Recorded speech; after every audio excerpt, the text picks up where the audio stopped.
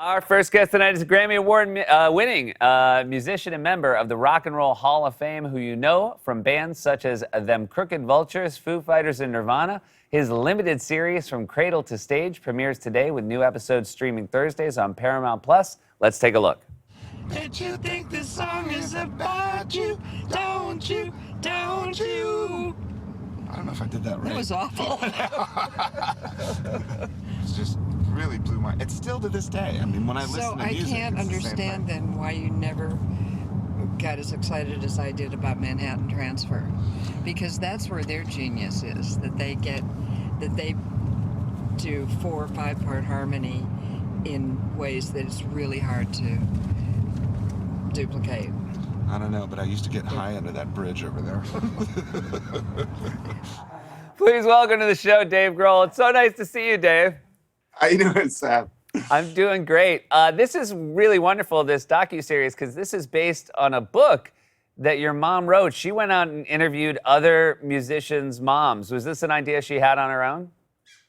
Yeah, it was actually so my mother was a public school teacher for 35 years. And when she retired, I told her, I'm like, don't do that cruise ship thing that all retirees do. I was like, I have a cruise ship. I was like, jump in the tour bus, let's go. And so I took her around the world. I took her to Australia and Japan and all over Europe.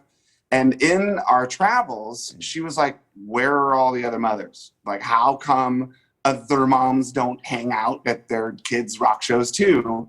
Which she always had. I mean, she was the coolest mom growing up. She took me to jazz clubs and she always came to the punk rock shows. So she decided to go hunt down all the other mothers. And she made calls to Dr. Dre's mother and Pharrell's mother and Miranda Lambert's mother and Geddy Lee's mother, all these different moms. And she interviewed them and wrote a book called From Cradle to the Stage. And in that book, she realized that there were these really clear parallels in all of the relationships between the mother and the artist.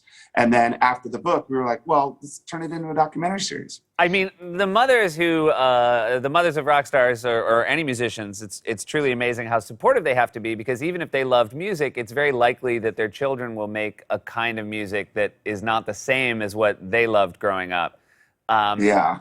But you said your mom came to early shows of yours when it was maybe not a sound she was was used always to? there. I mean, I think that that as a parent, you have to understand and accept and appreciate your child becoming an individual, right? And so with musicians, they usually decide in between the ages of like 11 and 13 that's going to become their identity.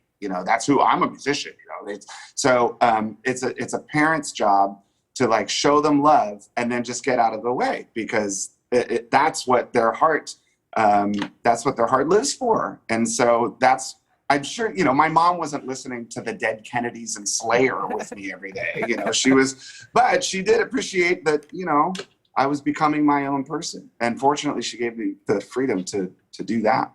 You are someone who strikes me as the kind of person who says yes whenever an opportunity presents itself.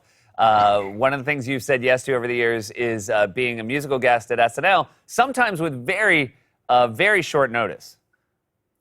Yeah, well, I mean, so one of the great luxuries of my life is that I've had the honor to play that show. It's like 14 times or something now. And so, but starting in 1992, so I got to see all of these amazing casts. Like, I'm not sure when I met you, but I'm sure it was 15 years ago, so being able to be a part of the show is something huge. And the process is usually your manager calls the publicist, calls the show, calls the record company, and it's months and months of preparation. The last time the Foo Fighters played, Lauren called on Tuesday and said, hey, do you want to play Saturday Night Live?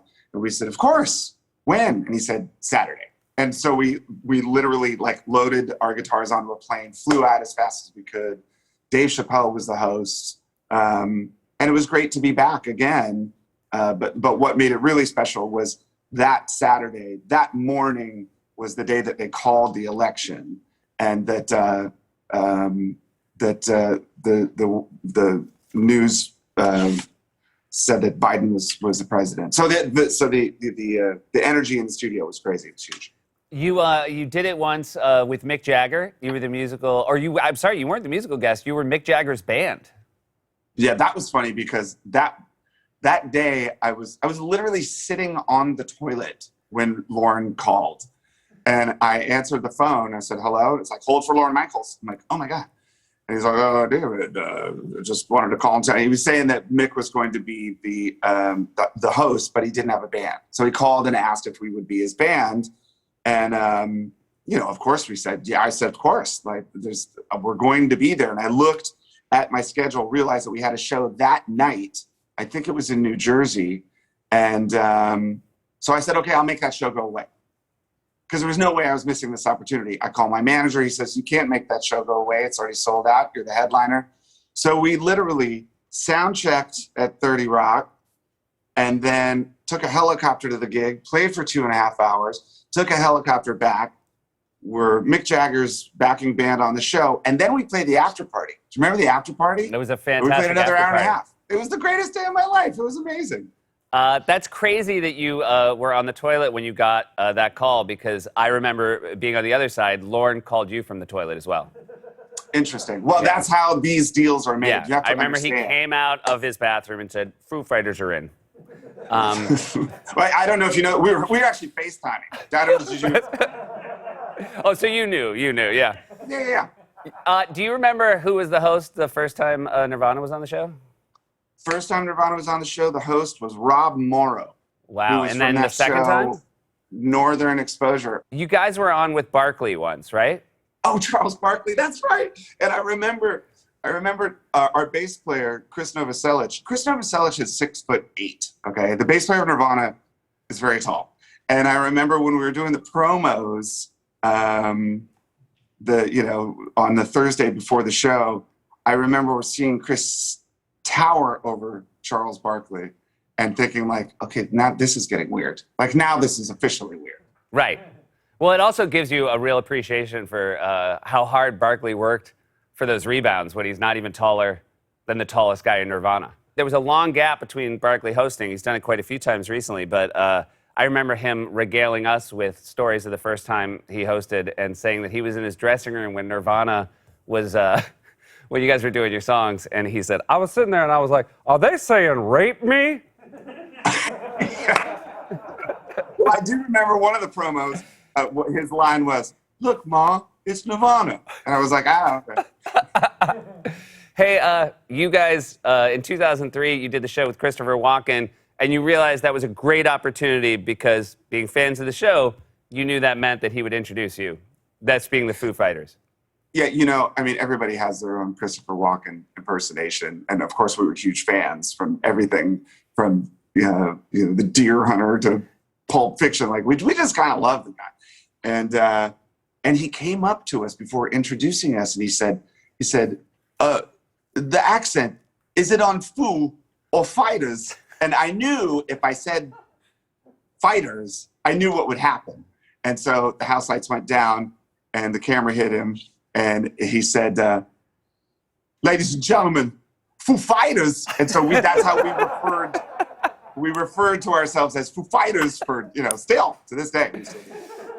Very, very impressive that you saw that opportunity and took it. Always thinking.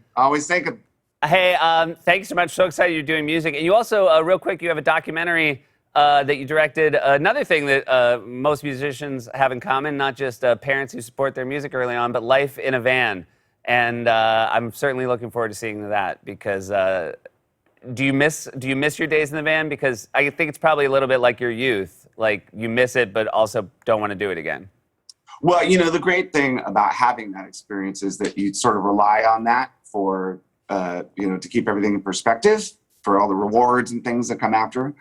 But the cool thing about that documentary is that, I interviewed Ringo and Duff and Slash from Guns N' Roses and Steven Tyler and Brian Johnson from AC/DC, all these like huge rock stars. But I also interviewed some young bands, a band called Starcrawler, a band called Radkey. And, what I realized is that like the kids in Radkey are having the same experience that the Beatles had when they were their age. It's a 60-year difference, but it all comes down to that thing that makes you throw your life away and just jump in a stinky van with your friends. So yeah, I mean, do I miss it? Sometimes. Do I prefer, a nice G5 every once in a while? Of course. What do you say now? Treat yourself.